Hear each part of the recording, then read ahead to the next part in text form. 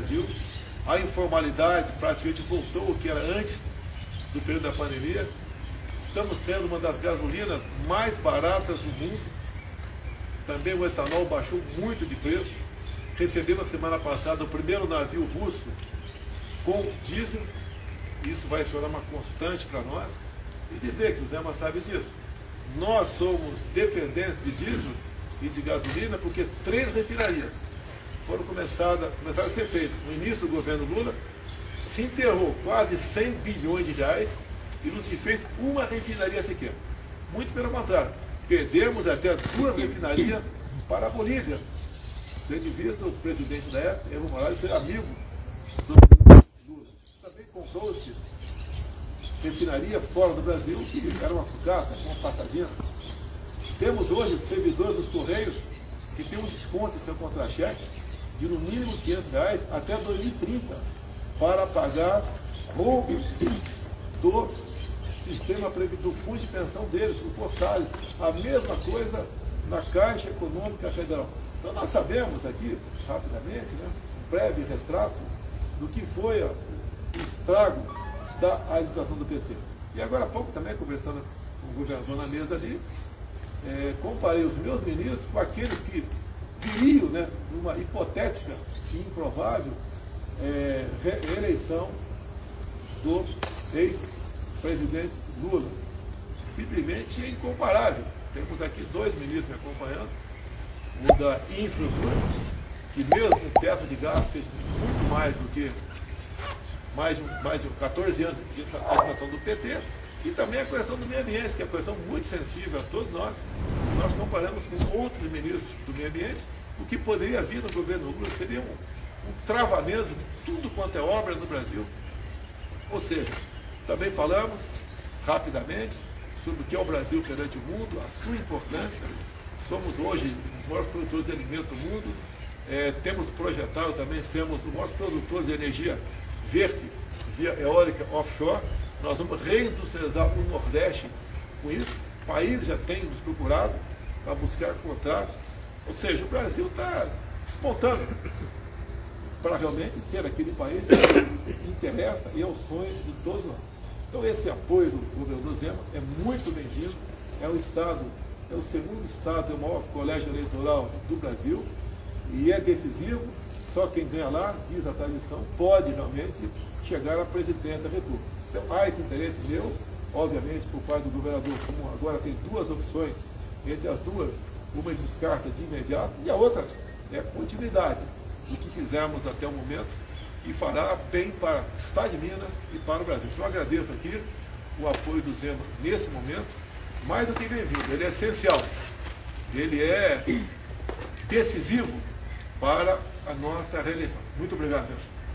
Governador, uma pergunta. A votação do senhor foi bem maior do que a do presidente em Minas. Queria saber o que o senhor atribui esse resultado e o senhor acha que dá para diminuir essa diferença? Com toda certeza. O eleitor é pragmático e eu sempre menciono que ficou erroneamente na memória do brasileiro uma ideia de que nos anos Lula nós tivemos uma prosperidade. Eu sempre coloco como comparação que naquele período foi como se um atleta tivesse tomado anabolizante. No primeiro momento foi muito bom e depois a conta veio amarga, né, através de diversos problemas de saúde. Primeiro muito músculo, muita força, depois problemas renais, de impotência, problemas cardíacos, etc. O que o PT fez com o Brasil foi isso, maquiou um desenvolvimento econômico. E nós tivemos em 2015 e 2016 a pior recessão da história, enquanto o mundo crescia. Só o Brasil conseguiu dar marcha ré em 2015 e 2016. Entre 2015 e 2016 perdeu-se 3 milhões de empregos no Brasil. Em 2020 e 2021, com a Covid, criou-se quase 3 milhões de empregos no Brasil. Imagina se tivesse tido essa pandemia fosse com uma administração do PT no Brasil. Presidente, por favor, com o apoio do governador Zema, o senhor acredita que é possível virar a eleição em Minas? Eu tenho certeza disso. O Zema tem gosta de grande credibilidade, dado a administração que ele fez. E esse apoio, no meu entender, é decisivo. E Minas Gerais nós vamos ter uma boa diferença para o adversário. O senhor vai a Minas? Aí, presidente, na Jovem Pan está ao vivo. O senhor já tem um acerto de agenda? A ideia é andar com o governador no estado de Minas, algumas cidades em que os votos não atingiram a expectativa, é refazer essa rota aí, presidente? Sim, já foi rapidamente aqui tocado nesse assunto, obviamente, Boa Minas. Dia 12, votar em Minas Gerais, no encontro com o apóstolo Valdemiro, um encontro religioso. Eu até já agradeci ele agora há pouco, fiz um vídeo para ele. E temos também já pré-acertado uma agenda política no Estado. Eu pretendo ir pelo menos 3 vezes no Estado de Minas Gerais. O senhor vai a São Paulo hoje, presidente? Tenho 2 eventos também religiosos em São Paulo, vou com a minha esposa, que é evangélica. E temos uma outra atividade também que está faltando a gente só a confirmação para participar da mesma. São 2 policiais militares que foram feridos. Uma situação cujos criminosos receberam recursos para executar essa ação criminosa, 2 policiais fardados por ocasião do dia das eleições. Graças a Deus sobreviveram. E nós vamos inteirar melhor desse assunto. E se for possível, se assim as autoridades sanitárias permitirem, pretendo visitar esses policiais. Hoje o senhor recebe o governador Cláudio Castro também? O senhor pretende receber outros governadores eleitos, presidente, nos próximos dias? Eu conversei com o Cláudio Castro por telefone, está fechado o apoio dele. Conversei também com o Ronaldo Caiado de Goiás, devemos encontrar brevemente. Conversei também com o Ratinho Júnior do Paraná.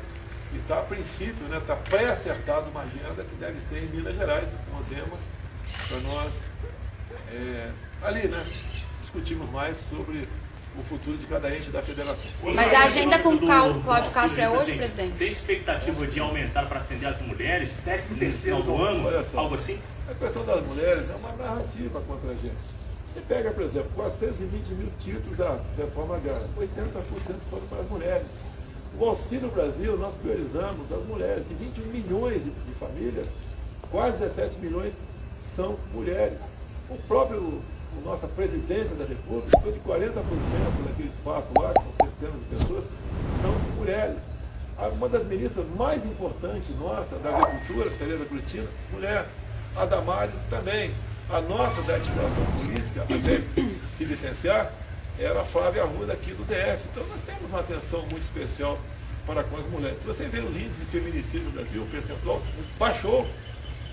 Então as mulheres sempre estiveram na nossa meta.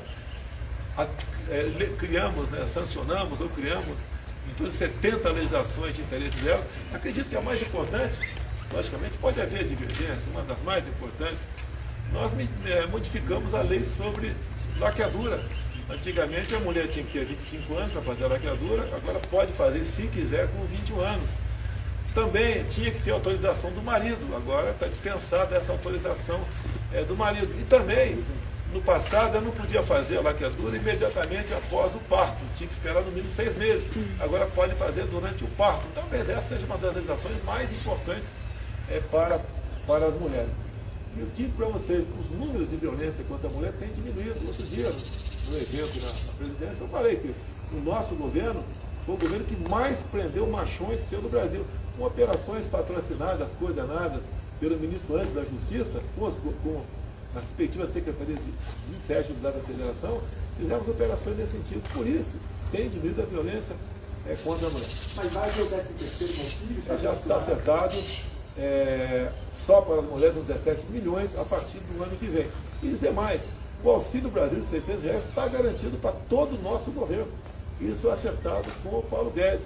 Recursos, já sabemos de onde virão. No momento está garantido 600 por lei e os do extra nós vamos manter esse valor a partir do ano que vem, já garantido, temos fonte para buscar esse recurso. O 13º não é esse ano agora, presidente? Não dá, até por esse ano eleitoral, você não pode tratar desse assunto agora, né? É proibido pela lei eleitoral. A partir do ano que vem, 13º para o Auxílio Brasil. E dizer uma coisa, além de ajudar as pessoas mais pobres, mais necessitadas, ajuda na receita de municípios e do próprio Estado. Eu ouso dizer que, em grande parte, o que ajudou a economia a não colapsar durante a pandemia foi o auxílio emergencial de R$600. E olha só, aquela senhora que tinha um filho, e era a cabeça do casal, ganhou, por ocasião da pandemia, de auxílio emergencial, não 600, mas R$ 1.200. Então, nós sim atendemos as mulheres, não com discurso ou palavras bonitas, né, mas com realizações e com ações. Em relação ao apoio aí, presidente, do apoio de hoje, se o senhor tivesse recebido no início, o senhor acha que evitaria um segundo Sim, turno? nós conversamos antes, o passado é passado. Eu tive um candidato lá em Minas, não fiz uma campanha massiva para ele, até porque tinha uma simpatia por ele, eu falei com ele sobre isso, e a intenção dele vir candidato era me ajudar em pontos mais isolados por Minas Gerais. As minhas lives todas, eu falava do meu candidato, ele falava que o Zema fez um bom governo em Minas Gerais. Não houve nenhum atrito entre nós. O senhor vai procurar apoio do candidato a Semineto na Bahia? Eu estou à disposição, a Assembleia tem conversado comigo, estou à disposição. O João Roma veio candidato por lá, teve em torno de 10%. O candidato do PT quase ganhou no primeiro turno. E eu estou à disposição do Assemineto. O senhor tem uma agenda agora também com o vice-presidente, né? Uma agenda de campanha? Mais uma cortesia do Mourão. Presidente, o senhor está procurando o apoio formal de alguns partidos, o União Brasil, o MDB, o Campo Novo, algum outro? Isso aí, quem coordena isso é o meu filho Flávio, que está aí.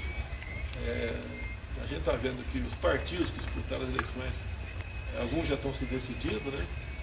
Qualquer apoio é bem-vindo, estamos abertos a negociações, a conversa, como o Zema aqui tem, que é do Partido Novo, e vamos fazer a nossa política. A gente viu ontem, houve uma reunião, presidente, na Alvorada, com o ex-ministro da Infraestrutura, candidato ao governo de São Paulo. Qual foi essa reunião de ontem? O senhor pode adiantar O sobre isso? Tarcísio foi um fato novo na política. Ele não é paulista, né? Mas tem uma história de trabalho aqui em Brasília. Ele é formado pela Academia das Negras, foi fez Instituto Militar de Engenharia, é concursado da Câmara, tinha 2 vagas apenas na Câmara, ficou 3 anos lá na Comissão de Viação e Transportes, teve no DENIT também, e quando assumiu a Infra comigo, ele foi uma pessoa que rapidamente mostrou seu valor. Apesar de termos teto de gasto, ele usou as verbas do seu município, do seu ministério, para bem atender o Brasil. Fomos em locais fazer obra com a ponte do Abulã, lá na região do Acre e Rondônia. Você elimina um gargalo, levava-se em média 3 horas para um carro passar por ali, e isso diminuiu bastante, e não tem uma grande densidade eleitoral no Acre e Rondônia, mas nós prestigiamos esse estado também. Então essas obras do Tarcísio, visando gargalos, como da BR-163, lá no Pará, que 6 meses de chuva por ano, um caminhão transportando o grão levava em média uma semana para passar em 50 quilômetros. Ele esperou a hora certa, o momento certo de falta d'água, falta de chuva, e junto com o Exército Brasileiro fez a obra em 6 meses. Então o Tarcísio é um homem que concluiu muitas obras pelo Brasil, em acordo com o Exército Brasileiro. O Exército, todos os batalhões de reconstrução estão a pleno vapor, andando por aí. Como em Minas Gerais agora também temos também obras patrocinadas pelo Exército Brasileiro.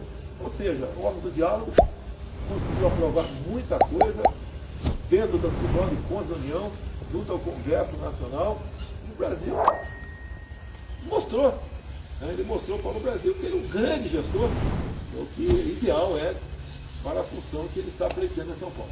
Presidente, você não teve uma reunião ontem de noite aqui na Alvorada, com vários ministros, o presidente Arthur Lira, o que foi discutido, foi estratégia? O Lira veio falar comigo, obviamente, um dos raros candidatos a deputado federal, que eu citei o nome dele nas minhas lives, porque é uma verdade, nos ajudou a aprovar o Auxílio Brasil de R$600 para 20 milhões de pessoas, e grande parte disso está no Nordeste. Então o Arthur Lira foi um grande defensor dos R$600 de Auxílio Brasil para o Nordeste. Ele foi o mais votado lá do estado de Alagoas. E, obviamente, o PL fez 99 parlamentares, e a nossa base, vamos assim dizer, chega a metade do número de parlamentares. Então, está pavimentado, temos aí eleições para a Câmara sem grande sobressalto. Então, o Arthur Lira, um velho colega meu, ele também, na questão daquela PEC que tratou dos combustíveis, né? Ele foi um grande defensor dessas questões. Então, é verdade que hoje em dia você vê gasolina em muitos estados a R$4,50. Eu vi etanol em São Paulo a R$2,50. Quem podia imaginar isso daí? Então, o Arthur Lira é essa pessoa aliada do presidente e do Brasil. Presidente, o Paulo, então, o senhor, uma vez reeleito, o senhor vai apoiar a recondução do Arthur Lira à presidência da Câmara? Olha, eu dei toda a dica que sim. Tá? Dei toda a dica que sim. O senhor aguarda a sinalização de algum candidato que concorreu à presidência no primeiro turno, presidente? Olha, os que concorreram aí, de última hora, o padre Kelmo, né? É bem-vindo, apesar de ter tido uma votação bastante pequena. Ele é uma pessoa que mostrou que os cristãos têm que ser respeitados no Brasil e no mundo. Que uma grande participação dele no debate foi quando ele falou sobre o que vinha acontecendo na Nicarágua, onde padres estavam sendo presos, freiras expulsas, fechamento de canais de rádio e televisão católicos. E uma das últimas medidas lá do Ortega, que é amigo íntimo do Lula e cumprimentou o Lula agora para ter o segundo turno, ele proibiu a comemoração do dia da Bíblia por parte dos evangélicos e proibiu os católicos de fazer a procissão. Então o padre Kelmo tem um valor simbólico muito grande, tá? Enorme no meu entender, e obviamente vou conversar com ele. E da terceira e do quarto colocado, presidente, Ciro e Tebet? Pelo que eu estou vendo aqui, o PDT está bastante inclinado a apoiar o Lula. E a Tebet pessoalmente, né? As informações que eu tenho. Eu acredito que o MDB não irá fechado para nenhum lugar, assim como até o PDT não será fechado para nenhum outro lugar. Então essas sinalizações são bem-vindas. Eles têm noção do que seria a continuidade do meu governo, o que seria o retorno do PT. Não é apenas o que o Zema falou aqui. O Zema deu um retrato de Minas Gerais, eu dei um retrato um pouco maior do Brasil. Seria uma catástrofe para nós aqui, o PT voltando 14 anos de corrupção. A Petrobras, eu sempre falo, endividamento 900 bilhões de reais, o suficiente para fazer 60 vezes a produção de São Francisco. O BNDES, próximo a 400 bilhões, Caixa Econômica 45 bilhões. Queremos isso de volta para o Brasil? O Brasil podia, se eu tivesse pego o Brasil em 2003, como ele pegou com as commodities lá em cima, economia praticamente acertada, e ele foi para distribuir cargos no governo troca de apoio, então loteou estatais, bancos oficiais e ministérios com partidos políticos que tinham outros interesses, né, em grande parte, não são todos, a não ser em fazer caixa para a campanha e se enriquecerem muitos deles. Então isso que aconteceu. O grande problema do Brasil é quando há uma mistura muito grande entre os poderes. Os poderes têm que ser harmônicos, independentes, respeitar entre si. Alguma participação sim, até porque eu não tenho como, por exemplo, ocupar todos os cargos que tem se não tiver indicação de terceiro, e muitas indicações por parte do Legislativo são bem-vindas, outras nem tanto. E a gente faz o dever da triagem e toca o barco. Vocês não viram do meu governo troca de ministério por interesse político partidário. Hoje, nós, os partidos de centro, vivemos em harmonia. Aprovamos muita coisa, do marco do saneamento, reforma da Previdência, o novo marco das ferrovias, startups, lei da liberdade econômica, auxílio Brasil de R$600 para 21 milhões de pessoas. E está indo bem o Brasil. E nós conseguimos ali buscar um ponto de equilíbrio e funcionarmos em harmonia. Em relação aos apoios, na presidente em São Paulo, com esse atual governador, acabou não tendo resultados esperados, você vai tentar um apoio também? O Rodrigo, sim. Eu devo conversar, está previsto conversar com o Rodrigo hoje, mas é uma questão nacional, não é uma questão local. Local, ele trataria com o Tarcísio. Desconheço qualquer trabalho nesse sentido. Comigo, vou conversar com o Rodrigo Garcia. Você não vai encontrar ele pessoalmente? Está previsto pessoalmente, não bati martelo ainda, né? Seria no aeroporto lá esse encontro. Mas eu não poderia ir lá no governo dele, porque a minha agenda está muito apertada. Em São Paulo, tenho 2 eventos grandes religiosos, uma possível visita no hospital, não teria como esse tempo de cabeça é muito grande, mas estamos tentando ver se ele vai lá em Congonhas conversar com a gente. Para discutir um apoio ao senhor, é isso? Conversar sobre política ali é um namoro, né? A gente vai parte para o noivado ou não. Eu acho que tem tudo para a gente conversar sobre São Paulo. Eu acredito que naturalmente uma parte considerável do PSDB viria comigo em São Paulo e não vai apoiar o PT, até pelo histórico do Lula, pelo histórico do estrago que o Haddad fez em São Paulo também, o próprio prefeito da história da capital paulista, além de outras questões, né?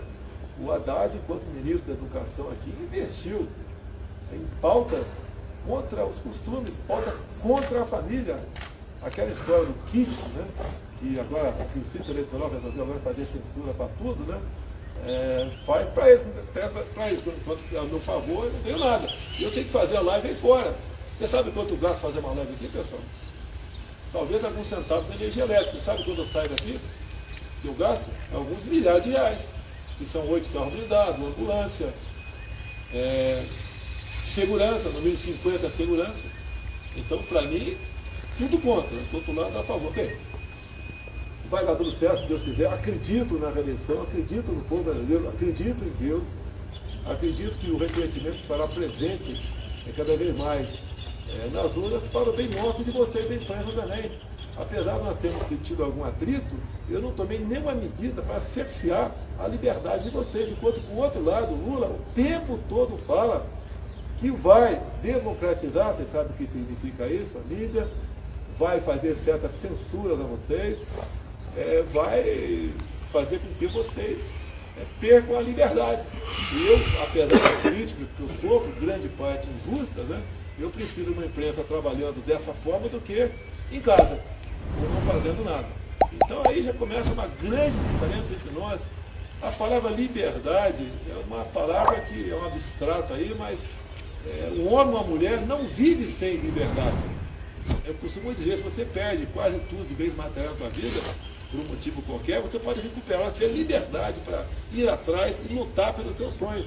Se você perder a liberdade, você vai ser um zumbi. Olha como vive o pobre do povo cubano, o pobre do povo venezuelano. Para onde está indo a nossa Argentina? Há poucas décadas tinha um PIB parecido com o do Brasil e hoje 40% da população vive na pobreza. Na proposta inicial do Lula para esse governo, ele falava em regular o agronegócio. Depois retirou. O que é regular o negócio? É taxar. Quanto o agronegócio é taxado no Brasil? É taxado em zero no Brasil. Na Argentina tem produtos taxados até 33%. Algo que encarece o preço na prateleira de quem vai consumir, da população.